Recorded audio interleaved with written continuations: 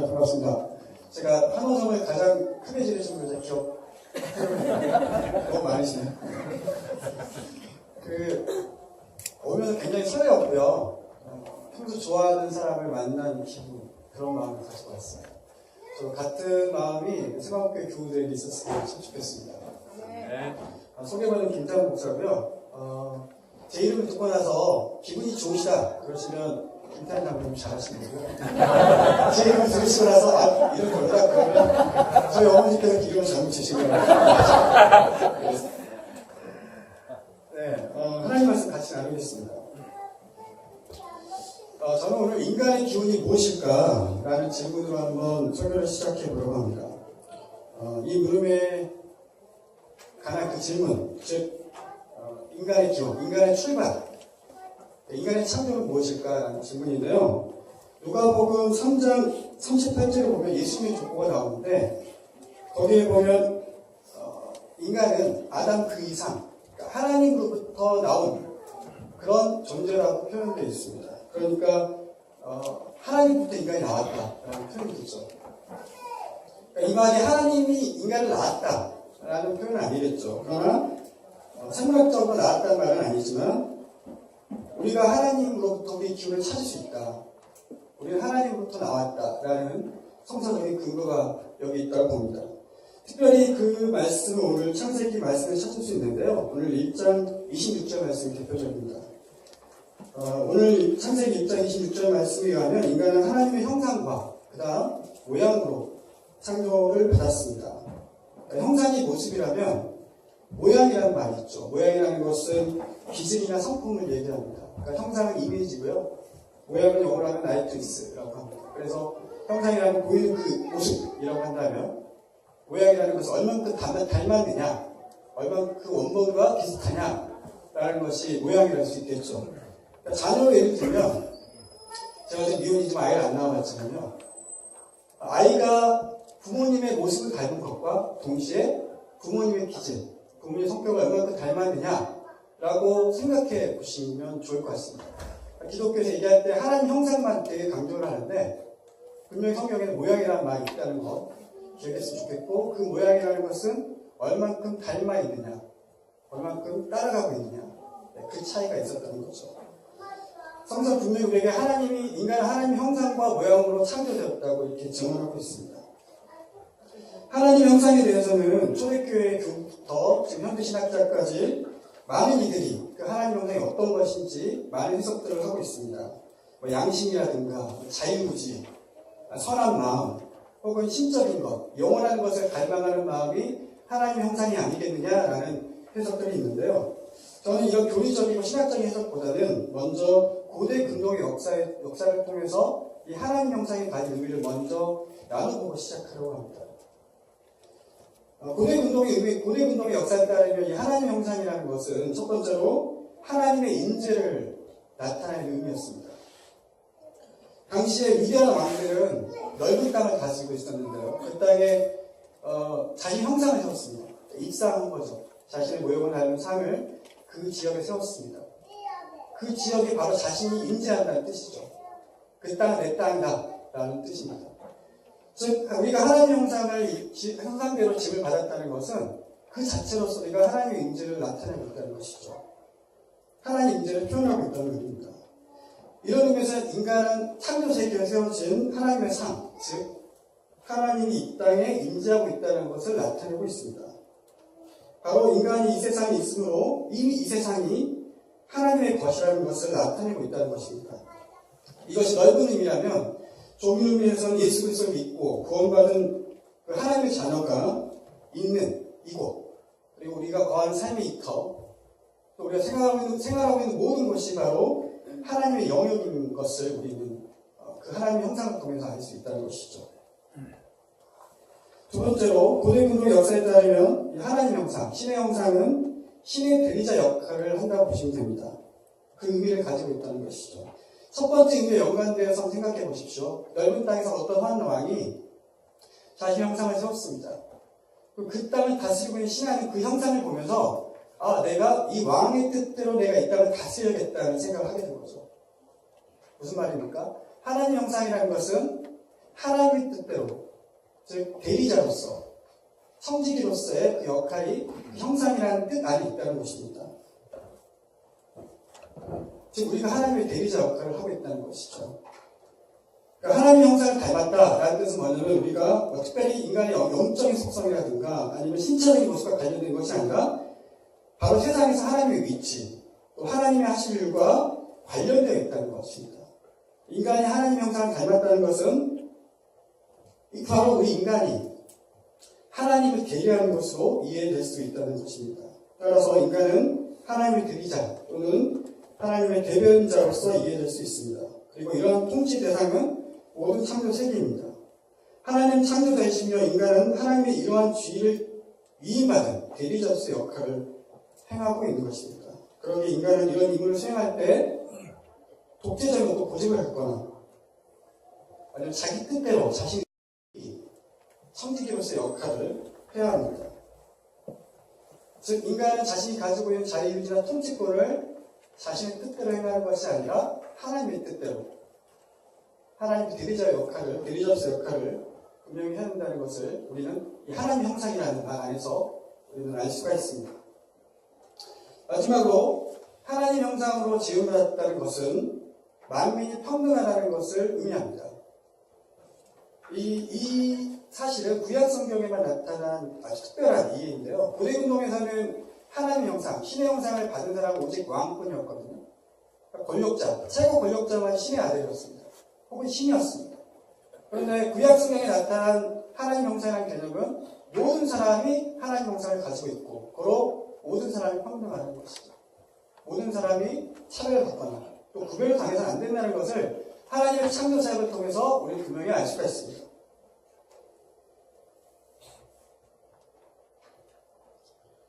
모든 사람이 신의 형상을 가지고 있고 그것은 우리가 평등하다는 것을 의미합니다. 그러므로 우리가 하나님 형상으로 우리가 지음을 받았다고 믿는 순간 우리는 서로 용납하고 인정해야 합니다. 그 어떤 것으로서 개인의 권리나 자유를 억압하거나 침해해서도 안 됩니다. 오직 그렇게 하실 분은 하나님 뿐이십니다.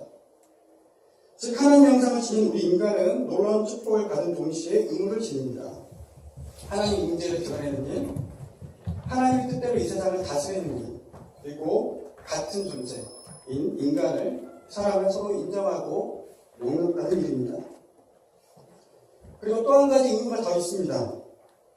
인간이 바로 하나님의 대리자로서의 역할을 벗어나거나 스스로 하나님이 되어서는 안 된다는 그런 의무가 우리에게 주어집니다. 이 균형을 유지하는 게 참 중요합니다.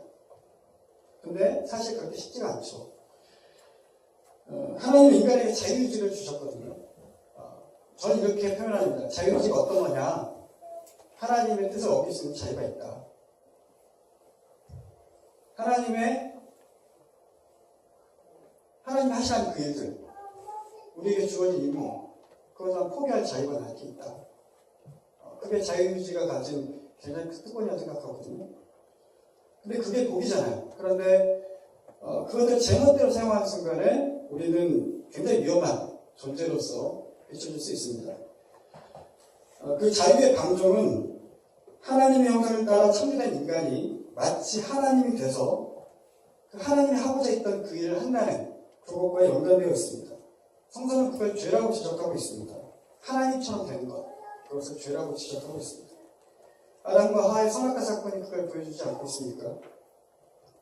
신학자 폴 틸리는 이 죄를 자기중심성 혹은 교만이라고 지적을 했습니다. 그리고 죄라고 표현되는 히브리스라는 단어를 사용하고 있는데 그 단어는 그리스 로마 신화를 읽다 보면 인간이나 혹은 반신이 신처럼 되려고 하는 그 노력, 그 의지를 표현할 때 히브리스라는 단어를 사용한다고 합니다. 그러니까 신이 되고자 하는 마음이 그 고대 운동 또는 그 당시에 죄라고 표현되어 있는 것이죠. 그 죄의 결과로 우리는 하나님 형상의 의미를 상실해버렸습니다.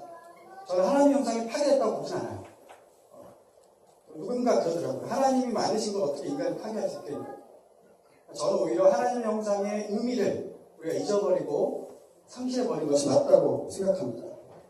그래서 이건 단순히 우리 인간이 죄가 많다 죄를 많이 지었다 정도가 아닙니다. 우리가 세상을 살다 보면 하나님 형상과 무관한 모습을 여러분 보게 됩니다. 여러분 세상을 살아가면서 만물에서 하나님의 임재가 느껴지십니까? 하나님의 다스림이 오롯이 드러나는 것을 여러분 체험하세요?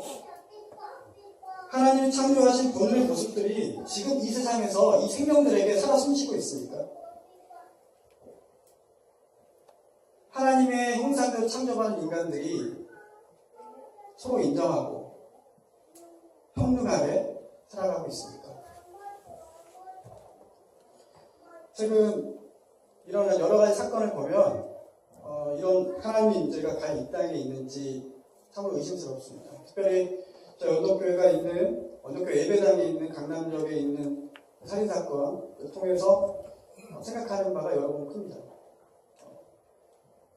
어쨌든 여러 가지 이유가 있을 수 있습니다. 그 사람을 죽인 사람을 죽인 그 여성을 죽인 그 남성 참 불쌍하고요. 아무 이유 없이 죽임을 당했던 그 여성 너무 불쌍합니다. 그리고 그걸 두고 나서 남자가 이랬다, 여자가 이랬다는 표현으로 나눠지는 그 모습도 참 안타깝습니다. 여전히 해결되지 않고 있는 세월호 사건이라든가 또 제2의 세월호 사건을 불리고 있는 가습기 살균의 사건도 있고요. 또 자유와 행복을 찾아 이 땅에 온 그 시리아 난민들이 6개월 동안 그 공항에서 억류되어서 화장실 제대로 못 가고 식사도 제대로 못하면서 생활하고 있는 그들을 보고 있는 우리가 정말 이 땅에 하나님의 임재가 있다고 하나님이 이 땅을 다스린다고 말할 수 있을까요? 사실 형상은 모방품이라고 볼 수 있습니다. 그러니까 원본이 아닙니다. 복제된 것은 원본이 될 수 없습니다. 복사되고 제공된 책이 서점에서 판매되고 있는 책 같을 수는 없습니다. 원판 시계에서 복제한 음원 파일이 그 mp3 파일이 그 CD 파일과 같은 음질일 수는 없겠죠. 복제물은 복제물이고 원본은 원본입니다. 하지만 이런 생각에 문제점이 생기기 시작했습니다. 원본보다 더 원본 같은 게 나타났기 때문이죠. 복제품이지만 원본 같은 역할을 하고 있는 그런 복제품들이 늘어나고 있습니다. 예를 들어서 제가 사진기로 사진을 찍었습니다. 디지털 카메라로 사진 한 장 찍었는데 이 사진이 원본 제 컴퓨터 하드에 있죠. 근데 이것을 컨트롤 C, 컨트롤 V에서 계속 붙여요. 몇만 개, 몇천 개, 몇천만 개, 몇 개로 저는 만들 수 있습니다. 그렇게 퍼져 있다면 여러분 거기서 원본을 찾아낼 수 있습니까? 과연 원본이 의미가 있을까요? 그렇게 다량으로 이렇게 생산되고 복사되고 있는 사이에서 과연 원본이 중요하다, 오리지널이 중요하다 이렇게 말할 수 있는 사이에서 우리가 그렇게 외칠 수 있을까요? 원본이 중요하다. 즉 우리 인간이 하나님 형상으로 지음을 받았는데 그 하나님의 자리 형상으로 불과한 그 인간이 마치 스스로 원본이냥 그렇게 자리 잡고 있는데 그 상황에서 우리가 아니다, 너희들은 하나님 형상이 아니다 라고 말할 수 있는 그런 근거가 있냐는 거예요. 왜냐하면 원본이 없기 때문이에요.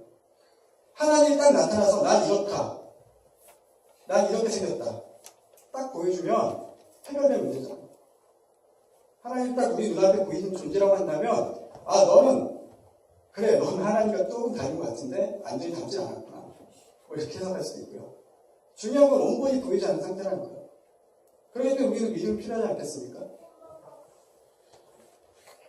제가 97년도에 학교를 입학했는데요. 제가 이제 전라남도 강진 출신이에요. 혹시 강진 아십니까? 네. 네, 시골이잖아요. 해남에서 조금 위로 올라가는 시골 동네인데 제가 고등학교 3학년 마치고 이제 올라왔습니다. 그래서 학교에 올라오면서 제가 그 유명한 신당동 떡볶이를 한번 가보겠다 그러고 갔죠, 신당동에. 근데 솔직히 저는 신당동에 떡볶이집 하나만 있을 줄 알았어요. 원조 떡볶이잖아요. 웬거에 수많은 가게들이 있는 거예요. 다 원조야. 부처님들. 다들 스스로 원조란 말 쓰고 있어요. 자신들이 오리지널, 자신이 원본이라고 얘기하고 있습니다. 그래서 저는 진짜 원조가 뭔지 모르겠더라고요. 그래서 결정한 게 뭐냐면 내가 제일 맛있는 거, 내가 먹어봤을 때 내 입맛에 맞는 걸 내가 거기는 됐지 뭐 라고 생각하는 게 제 마음이었어요. 여러분, 이렇게 온조에 대한 관심이 멀어지면요, 가장 합리적이고, 가장 효과적이고, 가장 효율적이고, 그리고 자기에게 맞는 그것을 찾게 됩니다. 우리가 하나님을 찾고 있다. 그것도 마찬가지예요. 눈에 보이지 않는 하나님이잖아요. 원본이 없잖아요, 우리들. 그러면 뭐가 중요하죠? 내게 가장 효율적이고, 내게 가장 필요하고, 가장 실용적인 걸 찾게 됩니다. 그런 하나님 우리는 찾는 거예요. 그런 세상에 우리는 살고 있습니다.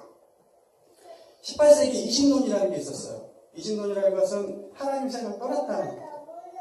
하나님 세상을 창조하고 나서 하나님 이 세상을 떠났다는 거예요. 바꿔 얘기하면 하나님 없어도 이 세상은 잘 돌아간다. 우리는 잘 운영할 수 있고 이 세상 하나님 없어도 잘 굴러간다. 그래서 인간들은 하나님을 대신한 것을 찾았죠. 과학이라든가 이성이라든가.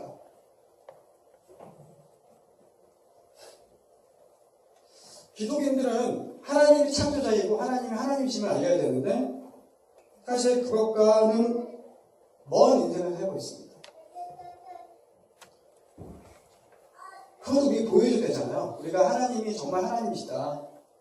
하나님 다른 분이시다라는 걸 보여줬는데 이미 우리는 한원주의라든가 과학적인 이상에 밀리고 있죠. 고등학교 그런가요? 그러니까 그런 상황에 살고 있을 때 우리는 대변도 못하고 그런 세상에서 우리는 계속 하나님 점검받고 있는 삶을 살고 있습니다. 그것뿐입니까? 우리가 살고 있는 세상에서 우리가 하나님이라고 외치고 있지만 사실 돈이 우리의 하나님이잖아요. 남문이 우리의 하나님이잖아요. 부자가 되고 부를 축복하는 것이 하나님의 받은 축복이라고 생각하고 있지 않습니까? 생활교회 분들은 아니시겠죠. 그런데 인간이 세상을 먹고 살아야 되는 건 당연한 이치고 그렇게 살아야 되는 것이 세상의 어떤 방향인데요. 우리가 그런 걸 내세우는 것, 그걸 따지는 것을 우리가 부정할 수는 없고 그런 것도 우리가 막지 못하겠지만 한도가 있어야 된다고 생각합니다. 근데 지금 한도를 넘어버린 상태잖아요. 많은 사람들이 많은 부를 축적하고 있으므로 적은 사람이 많은 부를 축적하고 있으므로 많은 사람들이 그 부를 갖지 못하고 있잖아요. 그래서 아직도 배를 굶고 있고 자기의 생계권을 해침을 받는 그런 일들이 우리 사이에 있지 않습니까? 뭐가 진리이고 또 뭐가 하나님 뜻인지 고민하기 전에 우리는 그런 고민이 들기 전에 길을 막아버리고 눈을 닫습니다. 그리고 그 만물의 세력 앞에서 우리의 눈과 귀를 엽니다. 하나님이 어떤 하나님인지 진짜 하나님이 뭔지 누구신지를 우리는 망각하게 되어버립니다. 물론 그렇게 살아도 우리는 먹고 사는데 아무 지장이 없습니다. 세상이 요구하는 방식으로 살아도 지금 당장 탈이 없습니다. 그럭저럭 편안하게 살 수 있고 기회가 나오면 존경을 받을 수 있는 위치에 오를 수 있습니다. 그러나 그런 것들이 결국 물거품처럼 쉽게 사라지고 말 것들입니다. 그래서 거기에만 매몰된 우리도 결국 물거품처럼 사라질 것입니다. 또 문제는 교회 내부에도 있습니다.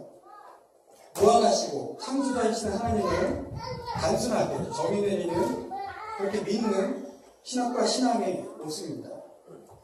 무조건 믿고 질문 없는 신앙은 기독교인들이 드러나야 하는 하나님 영상을 오히려 막는 결과를 초래했습니다. 이 세상을 하나님의 된 자로서 살아갈 힘과 책임감을 상실해버렸습니다. 세상의 소금과 빛의 역할을 더 이상 감당하지 못한 것이겠죠. 교회가 세상을 걱정해야 되는데 지금은 세상이 교회를 걱정하는 모습입니다. 하나님의 창조인 우리의 모습과 우리의 생각이 다양한 것처럼 우리의 신앙도 다양합니다.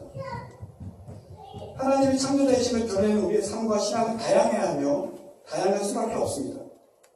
그 다양성을 인정하는 것이야말로 서로 안에 있는 하나님의 형상을 인정하는 모습입니다. 원본이 중요하지 않는 세상, 즉 하나님이 중요하지 않는 세상에서 일어나는 하나님에 대한 무관심, 또 이로 인해 발생하는 창조에 대한 의미가 상실되는 그런 모습들. 하나님의 형상으로서 인간의 존재 파괴 등이 오늘날 우리 사회는 너무나 편만해 있습니다. 그런데 이 모든 것을 해결해 줄 수 있는 방법이 하나 있습니다. 하나님의 형상을 제대로 보여주면, 하나님을 이렇게 보여주면, 실제적으로 이렇게 보여주면 아주 쉽게 해결될 것 같습니다. 하지만 정말 그럴 수는 없습니다. 고대 이스라엘은 하나님의 형상을 만드는 일을 금지했습니다. 그런 주조된 형상물, 그런 만들어진 것들로 영원하신 하나님을 가질 수 없다는 것을 그들은 알고 있었습니다. 그것을 만들어진 그것을 신상시하거나 우상시하는 것들을 그들은 금지했고, 그런 하나님의 모습을 그렇게 만드는 것들을 절대 허용하지 않았습니다. 사실 원리적으로 말하자면, 더 진실되게 얘기하자면 하나님 형상을 만들 수 없었을 겁니다. 왜냐하면 하나님 본 사람이 없잖아요. 그래서 그들이 만든 것이 고작 항공성화였잖아요. 그게 하나님이라고 이렇게 하면 거 아닙니까? 하나님 볼 수 없었기 때문에 당시 가장 풍요로웠던 그것도 상징하는 성화제를 만들었던 것이죠. 그래도 그나마 하나님을 가장 닮은, 게다가 성경과 증언하는 대로 그의 형상에 따라 지음받은 인간은 충분히 하나님의 자리를 대신할 수 있을 것입니다. 이미 인간은 창조 때부터 하나님의 대리자였기 때문입니다. 하지만 이 인간은 앞서 이야기한 대로 딜레마를 가졌습니다. 신의 대리자로서 이 땅을 다스리고 살아야 하는데 동시에 이 대리자를 넘어선 신의 영역까지 가지 말아야 하기 때문입니다. 완전한 자유를 가지고 있지만 이 자유를 무한적으로 남용할 수는 없습니다. 피조물 가운데 유일하게 신의 형상을 따라 창조된 인간이지만 결코 신이 되지는 말아야 하는 그런 딜레마를 가지고 있습니다. 그래서 저는 여기서 가장 중요한 것이 형상보다는 모양에 주로 중점을 두고 싶습니다. 하나님 자기 형상대로 지을 뿐만 아니라 모양대로 지었다고 우리는 기록했다. 모양대로 창조되었다고 우리는 알고 있습니다. 모양은 앞에서 제가 얘기한 대로 닮음입니다. 형상과 모양이 나눠져 있는 것이죠. 사실 종교개혁 때까지는 이게 동시 같은 의미로 사용됐었는데요. 그 이후로 현대신학자들의 어떤 해석이라든가 논쟁을 통해서 나눠지고 있습니다. 저는 형상대로 만들었던 것과 그 형상이 얼마큼 원본과 닮았느냐, 이건 좀 저는 다르다고 보기 때문에 저는 같이 보는 해석보다는 모양과 형상을 나눠서 봐야 되는 해석을 지지하는 편입니다. 따라서 우리는 하나님 형상대로 지음받은 인간이 얼마큼 닮아가고 있느냐, 얼마큼 하나님 모양대로 닮아가고 있느냐, 그 가능성은 지금까지 열려져 있고요. 그 열려져 있는 그것을 통해 하나님의 창조사역은 계속 일어난다고 저는 생각합니다. 그래서 창세기 1장, 또 2장 이야기의 창조 이야기가 거기서 끝나는 것이 아니라 지금까지, 오늘 여기까지 이어지고 있다고 저는 생각합니다. 이제 저는 예수 그리스도 이야기를 좀 해보려고 합니다. 여기서 예수 그리스도를 언급한 이유는 그분만이 우리에게 보여주신 온전한 하나님의 형상이기 때문입니다. 여러분, 예수 그리스도는 누구십니까? 고린도전서 15장 47절에는 첫 사람은 땅에서 났으니 흙에 속한 자거니와 둘째 사람은 하늘에서 나셨느니라 라고 증언하고 있습니다. 그리고 우리가 읽은 고린도후서 4장 4절은 그 중에 이 세상에 신이 믿지 아니하는 자들의 마음을 홍익케 하여 그리스도의 영광의 복음의 강치가 비치지 못하게 함이니 그리스도는 하나님의 형상이라고 사도 바울은 이야기하고 있습니다. 첫 사람은 하나님 형상대로 지음을 받은 첫 번째 아담이며 둘째 사람은 이후 온 일을 구원하기 위해 오신 그리스도이십니다. 그래서 하나님의 창조는 창세기에서 끝난 것이 아니라 두 번째 아담, 예수 그리스도의 오심으로 그 정점에 달하고 있습니다. 왜냐하면 이 두 번째 아담, 바로 예수 그리스도는 온전한 인간상, 즉 하나님의 형상을 온전히 우리에게 보여주신 분이시기 때문입니다. 그가 하나님의 형상의 이유는 예수님의 인간미가 넘쳐서가 아니고 지혜가 특출나서도 아닙니다. 영모가 빼어나서도 아닙니다. 예수 그리스도가 완벽한 하나님의 형상의 이유는 바로 하나님이 직접 인간 땅에 오셨다는 것을 성경 증언하고 있기 때문입니다. 무슨 말입니까? 하나님이 오셨다는 거예요.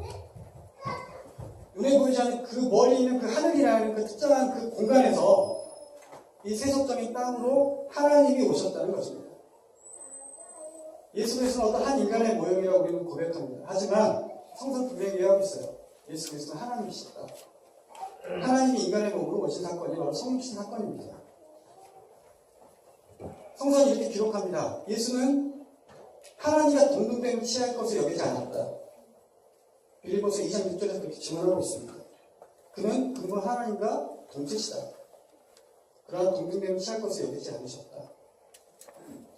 그 하나님께서는, 그 성자 하나님은 자신의 위치를 인간의 것까지, 그 인간의 위치까지, 창조자가 창조를 받은 그런 피조물 세계로 자신을 낮추셨습니다. 이건 단순히 어떤 공간의 이동이나 시간의 이동이 아닙니다.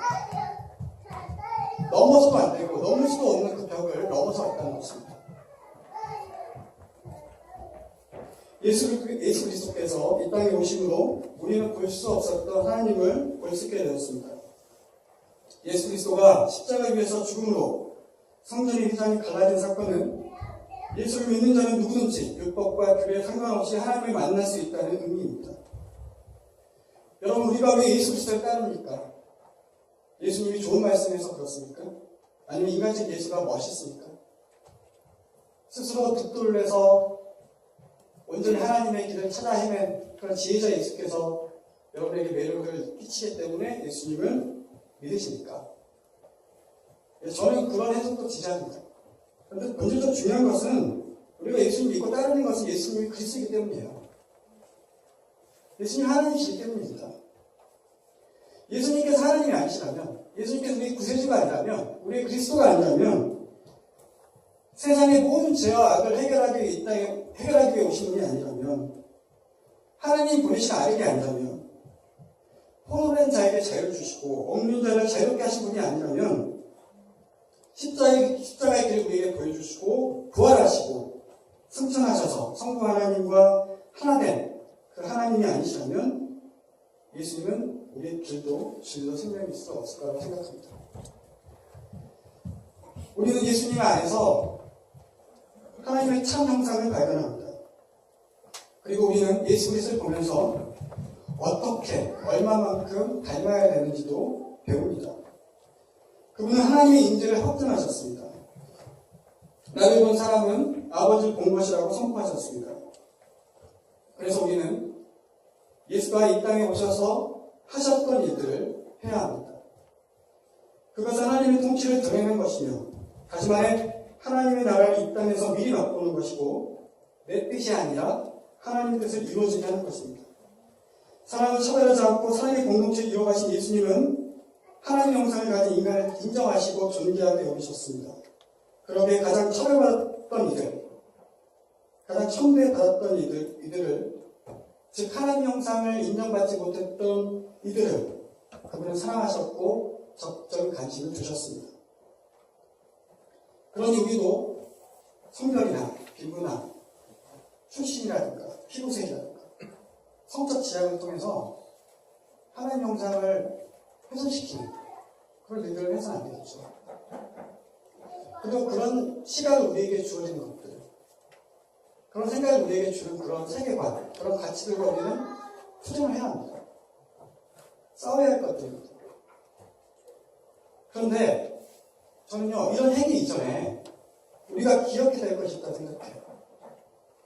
그것은 바로 예수님께서 먼저 이 땅에 내려오셨던 사건이에요. 영원하신 말씀께서 이 땅에 오셨던 사건은 우리가 과연 이런 행위, 예수 그리스도를 따라가는 그 행위 이전에 우리가 과연 먼저 해야 될 일이 무엇이냐를 알려주는 단초가 되는 것 같아요. 예수 그리스도께서 참된 인간의 형상을 보여주셨다. 그런 모습을 우리가 예수님의 모습을 통해서 우리가 깨달을 수 있는 것은 예수 그리스도가 낮아지셨다는 겁니다. 하나님과 성부 하나님과 같은 존재셨잖아요. 그런데 그분이 낮아지셨다. 동등됨을 취하지 않으셨다라는 것입니다. 영원히 높임을 받으실 분이 먼저 내려오셨다. 저는 그 사건이 먼저라고 생각해요. 우리가 윤리적으로 도덕적으로 예수님을 닮아갈 수 있습니다. 예, 세상의 모든 어떤 엔지오 단체든가 아니면 정부가 하고 있는 데를 지지할 수 있어요.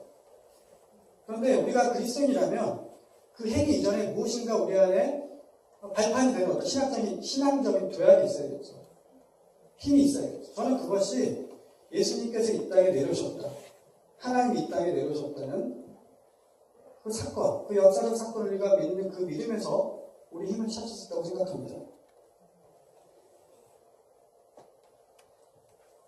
즉 예수 그리스도가 하나님 형상이라고 불려지게 되고 선포되게 된 것은 하나님을 얼마큼 닮았느냐에서 찾은 게 아니라 자신을 아버지와 구별하는 데서 찾았다는 겁니다.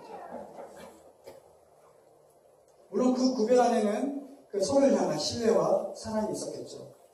하지만 예수 그리스도는 자신이 하나님 형상으로서 우리에게 비춰진 그 모습을 통해서 보여주고 싶은 것은 내가 하나님의 모습을 얼마나 닮았느냐라는 것을 통해서 보여준 게 아니라 내가 하나님과 구별해서 이 땅에 내려왔다. 내려왔다는 그 모습을 통해서 자신이 하나님 형상이라는 것을 우리들에게 보여줬다는 것입니다. 저는 이 구별이 이런 나 자신 우리에게 필요하다고 생각해요. 한마디로 얘기하자면 우리가 성신하는 삶을 살아야 된다는 것이죠. 이런 얘기가 어떨까요? 어떤 사람이 지금 고난을 당하고 있습니다. 고통을 당하고 있습니다. 물질적으로 지원을 해줘요. 선행을 베풀어요. 근데 있는 자리는 그들 도와주면서 있는 자리는 우리 집 아니에요. 에어컨이 잘 나가고 있고요. 편안한 소파가 있습니다. 많은 사람들에게 그 고통받는 현장에 가서 직접 그들과 고통을 경험하면서 그들과 같이 동행하라, 살아라 라고 강요할 수는 없어요. 네. 세로 사건도 마찬가지잖아요. 무조건 다 강원 강당 집합해라, 모여라. 그걸 강조하고 권유할 만한 능이 그런 의지가 우리한테 어떻게 있겠어요? 종교적 힘으로 그렇게 합니까? 그건 또 하나의 어떤 폭력이 있겠죠. 그런데 우리가 예수 그리스도가 하나님 형상의 이유로 우리가 생각해 본다면 그분이 저 하늘 세계에서 넘을 수도 없고 넘어서도 안 되는 그 벽을 넘어서 이 땅에 오셨다는 사실을 우리가 인정한다면 우리의 발걸음을 향해 갈 곳은 내가 좀 터부셔지거나 내가 갈 수 없다고 생각하는 그곳에 있지 않을까라고 생각해봐요. 내가 이들 심적으로 지지를 하는데 마음으로 지지하고 내가 도울 방법이 여러 가지가 있는데 내가 도울 수 있는 방법이 여기까지인 것 같아 라고 한계를 딱 두고 그래 나는 어느 정도 헌금을 하고 어느 정도 지원했으니 나는 괜찮은 그리스도인이야 라고 생각하는 그 사고 자체도 참 굉장히 어떻게 보면 위험한 사고일 수 있겠다고 생각하는 것입니다. 다시 한번 얘기해드립니다. 예수 그리스도는 이 땅에 오셨습니다. 하나님 오셨어요. 인간 같은 살과 피를 입고 오셨습니다. 동등됨을 취하지 않을 것으로 여기지 않고 오셨습니다. 우리가 믿는 예수 그리스도는 하나님이십니다. 그분이 오셨어요. 그렇다면 우리가 내려갈 것, 우리가 가야 될 곳은 어딜까요? 예수님이 하셨던 일을 하는 거죠. 단순히 예수님이 하셨던 일을 우리가 윤리적이거나 실천적으로 해야 한다는 것보다는 뭔가 또 신앙적인 어떤 우리의 다짐이 필요하다. 그것을 여러분과 좀 나누고 싶은 거예요. 왜 그리스도가 하나님 형상이셨느냐? 그분이 겸손해서도 아니고, 그분이 많은 행동을, 어떤 이적이나 기적을 보이신 게 아니고, 그분이 하나님이시기 때문에 그래요. 그분이 하나님 이 땅에 내려오셔가지고, 그 하나님과 구별된 그 자신의 모습을 통해서 하나님께서 맡기신 그 임무를 완주하셨고, 부활하시고, 승천하시기 때문에 그분이 우리의 그리스도이십니다. 그분이 하나님 형상이라고 우리는 인정하고 신앙하는 것입니다. 그분을 신앙하는 우리라면 우리도 마땅히 내려가야 합니다. 아니 우리가 내려갈 수 없다는 것을 생각해 보세요. 왜 내려갈 수 없을까? 왜 나는 겸손할 수 없을까? 왜 나는 사랑할 수 없을까? 그 한계치가 있잖아요. 제가 좋아하는 신학자 보네퍼라는 신학자가 있는데 보네퍼가 나를 따르라는 그런 책을 기억했습니다. 그분은 단호하게 얘기하거든요. 그리스도를 닮아라 라고 얘기하지 않아요. 그리스도가 되라 라고 얘기합니다. 그 글귀를 통해서 어떤 신학자가 글을 썼는데 이렇게 쓰더라고요. 한국교회 제자 훈련의 문제점은 많은 얘기지만 무슨 말이냐면 예수 그리스도를 닮을 수 없다. 예수 그리스도처럼 될 수 없다는 한계치를 먼저 설정해 놓고 가르치는 거예요. 그건 맞는 얘기죠. 우리가 예수님을 닮아가는 거죠. 예수님처럼 될 수도 있겠지만 그건 제 인생, 제 생애는 없을 것 같은데 어쨌든. 그런데 많은 제자 훈련 공부가 그렇다는 거예요. 예수님을 따른다는 것에 초점이 있지 예수님처럼 된다. 원수를 사랑해야 된다. 그 말은 우리의 좋은 명제이지만 그것은 내가 때가 되면 할게. 뭐 이런 거죠. 그런 한계치를 설정하고 나서 제자훈련이라든가 신앙의 훈련을 한다는 것입니다. 근데 도레토 목사는 그런 설정이 자체가 무리가 있다고 보는 거예요. 왜냐하면 성경 분명히 이야기했거든요. 예수님께서 우리에게 이야기하셨습니다. 하늘에 계신 너희 아버지가 온전한 같이 너희도 온전하라. 상상성에서 이렇게 이야기하고 있지 않습니까? 그렇다면 우리가 어떻게 이 일을 할 수 있을까? 저는 또 그런 의미를 갖게 됐습니다. 다시 창조 이야기로 들어가 보겠습니다. 창세기는 두 번의 창조가 나옵니다. 하나님 세상을 두 번 창조했다는 이야기가 아니라 하나님의 창조 이야기를 해석하는 두 가지 시선이 있다는 것으로 보여드리겠습니다. 오늘 우리가 읽은 창세기 1장은 하나님의 형상과 모양으로 인간이 창조되었다고 말하고 있습니다. 창세기 2장에도 창조 이야기가 나오는데 창세기 2장 10절에는 여호와 하나님이 땅이 흙으로 사람을 지으시고 생기를 그 코에 불어넣으시니 사람이 생명이 되었다라고 기록되어 있습니다. 여기서 하나님 부르는 명칭이 달라졌죠. 창세기 1장에서는 하나님이시고 2장에서는 여호와 하나님이십니다. 다른 역사가들이 하나님 창조 여행을 통해서 다른 해석을 한 겁니다. 딴 해석을 한 게 아니라 다양한 해석을 한 거죠. 여호와 하나님께서 흙으로 사람을 지었다는 말을 원어로 보면 흙이라는 단어는 우리가 만드는 흙이 아니라 먼지라는 표현과 가깝다고 합니다. 그러니까 아무 쓰잘데기 없는 것, 눈에 보이지 않는 그걸 통해서 하나님이 인간을 만드셨다는 것이죠. 그리고 여기에 한 가지 덧붙입니다. 생기라는 말입니다. 하나님이 숨을 불어넣으시니 사람이 생명이 되었다고 기록되어 있습니다. 생명이라는 말은 생명체가 됐다는 얘기예요. 무슨 말이에요? 먼지로 만들어진 우리가 하나님의 숨이 들어가자마자 생명이 되었다는 것입니다. 따라서 우리 인간이라는 존재는 하나님이 여기 없다면 살아도 살아있는 존재가 아닙니다. 창세기 1장과 2절 연관지어 제가 생각해보면 저는 이렇게 생각합니다. 하나님이 영이 없는 사람은 살아도 살아있는 존재가 아니다.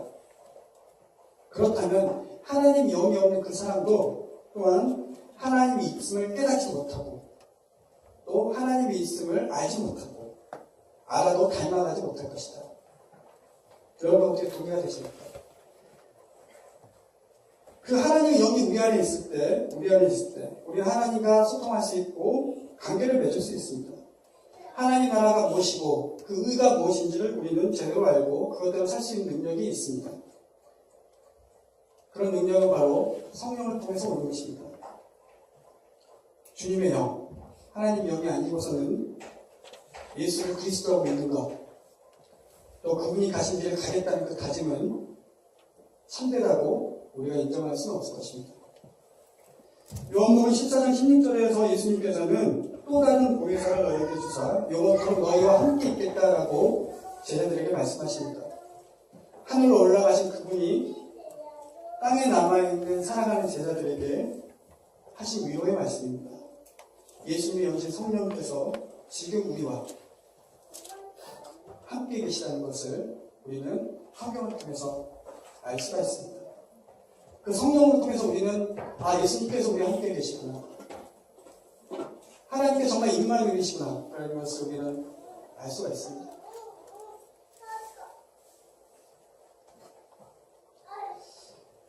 이런 성령의 처음이 아니고서는 우리가 하나님의 자녀라는 정체성을 알 수가 없을 것입니다.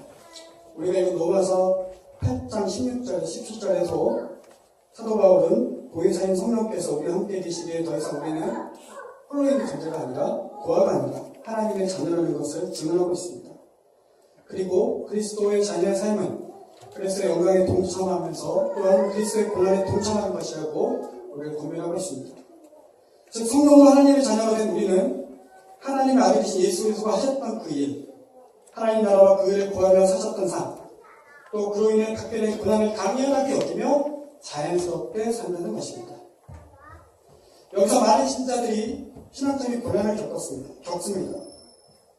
이상이 홀로 있는 존재가 아니라는, 즉 하나님의 자녀라는 그런 축복을 받았지만 그 자녀로서의 의무란 말이 좀 표현이 그렇지만 그 자녀로서의 삶이라는 표현이 좀 좋겠습니다. 바로 그리스도의 영광과 고난에 동참하는 일에 소극적이 됐다는 것입니다. 예수님이 하셨던 그 일에 대해 우리는 너무 쉽게 포기하고 맙니다. 바로 예수님에 대한 뜨거움이 계속 유지되지 않는다는 것입니다. 우리의 신앙생활에 일정한 궤도에 오르면 예수님 자체에 대한 관심이 줄어들고 대신 교회당을 짓거나 교인수 늘리는 데 관심을 둡니다. 올바른 교회 공동체에 필요한 봉사를 하시는 바쁘다는 이유로 또 피곤하는 이유로 거리를 두려고 합니다. 솔직히 저는 저의 어떤 비판적인 모습인데요. 제가 이런 개혁적인 교회, 원더교회나 성악교회, 권장이나 시스템 교회를 다니면서 또 거기서 사역을 하면서 나는 꽤 괜찮은 교인이다. 나는 꽤 괜찮은 목사다. 라는 자기기만이 저에게 있지 않은지 저는 가끔 진짜에 성찰할 때가 있습니다. 여러분은 어떠십니까? 여러분은 생각교회 다닌다는 이유로 나는 꽤 괜찮은 교인이야. 라고 생각하시는 그런 마음이 있으십니까? 또한 그 예수께서 외쳤던 공의, 사랑에 대해서 늘 쉽게 감아봅니다. 살기 바쁘고 또 그런 일에 신경 쓰는 건 피곤하고 귀찮은 일이라는 자기 변명도 있습니다. 이런 일을 하지 못한 유혹과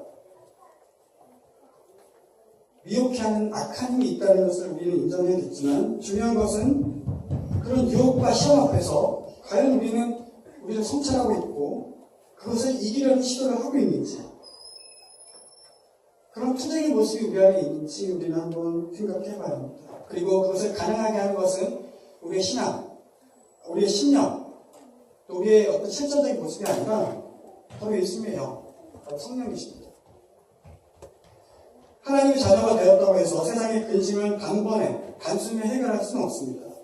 또 그렇다고 성령의 사람이라고 해서 세상에 대한 근심과 걱정을 한 번에 해결할 수는 없을 것입니다. 그렇지만 진리의 영이신 우리가 성령을 의지한다면 이 세상에 거짓되고 불의한 것을 가려낼 수 있는 눈이 있어야겠죠. 또 그것과 싸울 수 있는 힘은 우리에게 있어야 되지 않겠습니까? 또 그런 세상에 살면서 우리가 고통스럽고 괴롭다는 마음이, 그런 마음의 찔림이 우리한테 있는 게 성령을 가진 우리라면 당연히 겪어야 될 모습이 아닐까 저는 생각해 봅니다. 그래서 우리는 지혜의 영을 의지하며 그분을 따르며 그분을 의지하며 바로 하나님의 형상 예수 그리스도가 따랐던 그 길을 우리는 갈 수 있을 것입니다. 오늘 교회력으로 교회 절기로 삼위일체주의입니다. 세 분 하나님이 하나이시다 라고 믿는 신앙고백, 삼위일체 신앙은 여전히 우리에게 신비입니다. 교회사를 전공하거나 또는 교회사를 전공하는 학자들은 이 삼위일체를 설명하는 말 중에 가장 핵심적인 개념으로 상호내주 혹은 경륜적 삼위일체라는 말을 사용합니다. 이 말의 언어를 보면 페리코네시스라는 말이라고 하는데요. 이 페리라는 말은 돈다, 순회한다 라는 말이고 코네시스라는 말은 영어로 하면 코러스라는 말입니다. 즉 쉽게 설명하자면 직역을 하자면 함께 손을 잡고요 돌면서 노래한다 라는 것이 삼위일체, 경륜적 삼위일체 그 뜻이 가지고 있는 의미라고 한다고 합니다. 하나님께서 내주하는 방식이, 임재하는 방식이 함께 손을 잡고 노래하면서 임재한다는 거예요. 평등하게, 공평하게 임하는 거예요.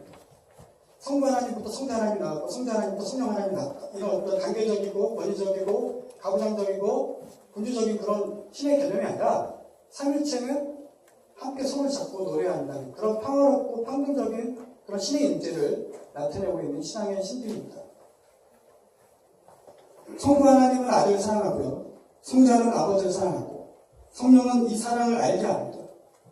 성부는 그 사랑으로 세상 만물을 창조하셨고 성자는 십자가의 부활의 능력을 통해서 이 성부 하나님의 사랑을 만물에게 드러내셨습니다. 그리고 성령께서는 진리 영으로 그 사랑을 우리에게 알려주십니다.